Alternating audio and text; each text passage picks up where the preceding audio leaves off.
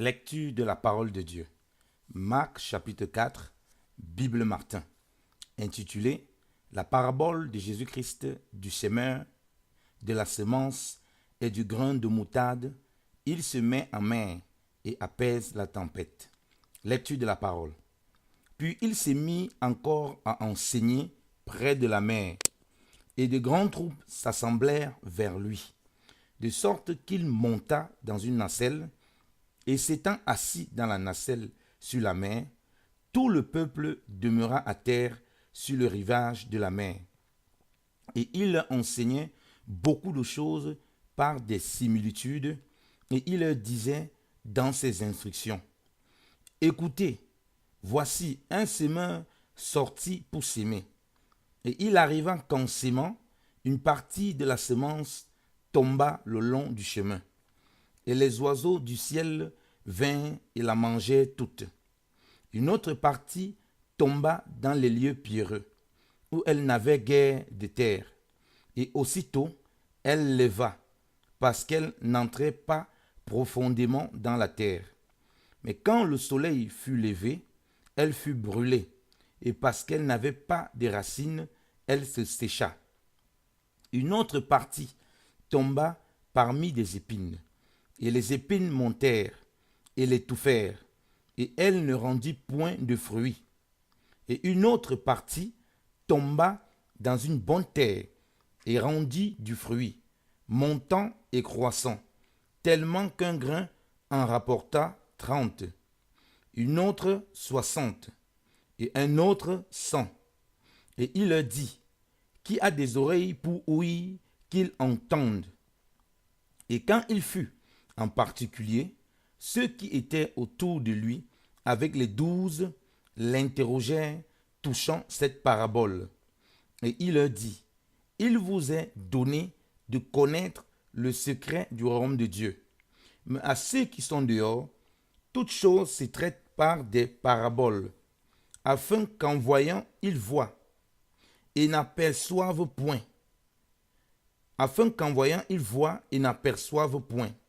Et qu'en entendant, ils entendent et ne comprennent point, de peur qu'ils ne se convertissent et que leurs péchés ne leur soient pardonnés. Puis il leur dit: Ne comprenez-vous pas cette parabole? Et comment donc connaîtrez-vous toutes les paraboles? Le semeur, c'est celui qui sème la parole. Et voici, ceux qui reçoivent la semence le long du chemin, ce sont ceux en qui la parole est sémée. Mais après qu'ils l'ont ouïe, Satan vient incessamment et ravit la parole sémée en leur cœur.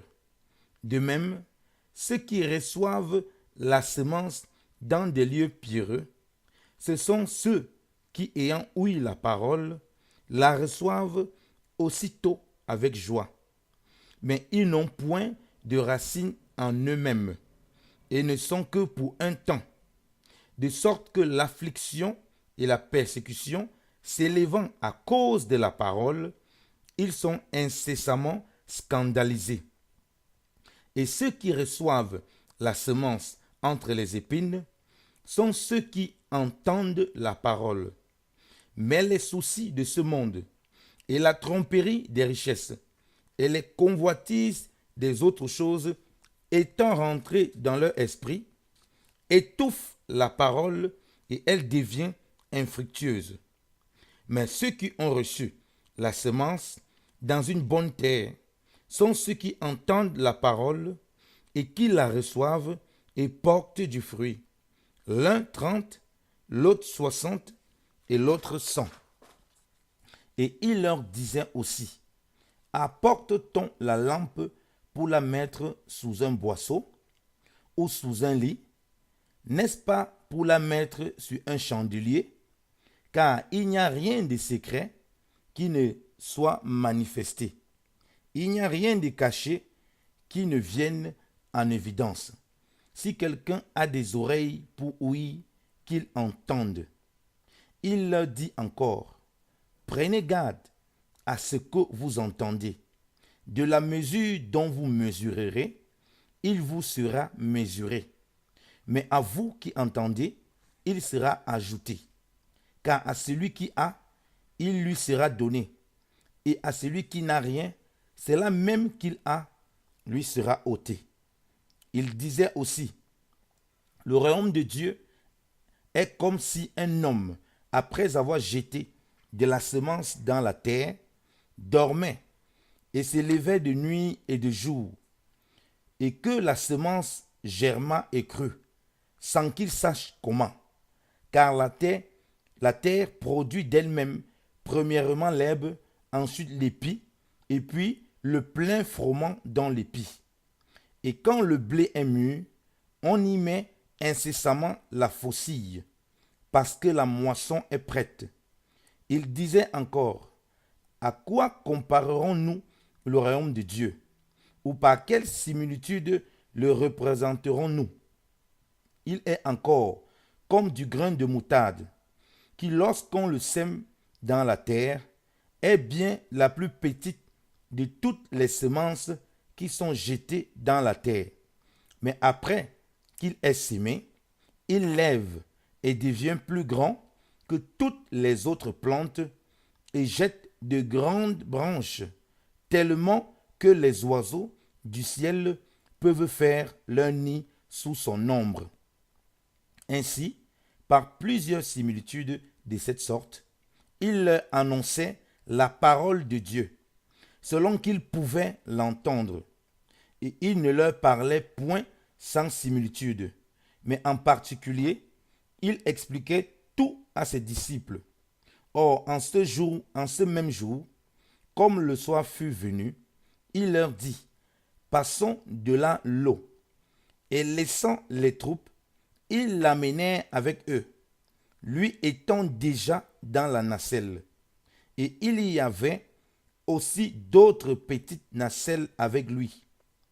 Et il s'éleva un si grand tourbillon de vent que les vagues se jetaient dans la nacelle, de sorte qu'elle s'emplissait déjà. Or, il était à la poupe, dormant sur un oreiller, et ils le réveillèrent et lui dirent, Maître, ne te soucies-tu point que nous périssons? Mais lui étant réveillé, tensa le vent et dit à la mer, Tais-toi, sois tranquille. Et le vent cessa, et il se fit un grand calme. Puis il leur dit, Pourquoi êtes-vous ainsi craintifs? Comment n'avez-vous point de foi? Et il fut saisi d'une grande crainte, et il se disait l'un à l'autre, mais qui est celui-ci que le vent même et la mer lui obéissent? Amen. Parole du Seigneur. Amen.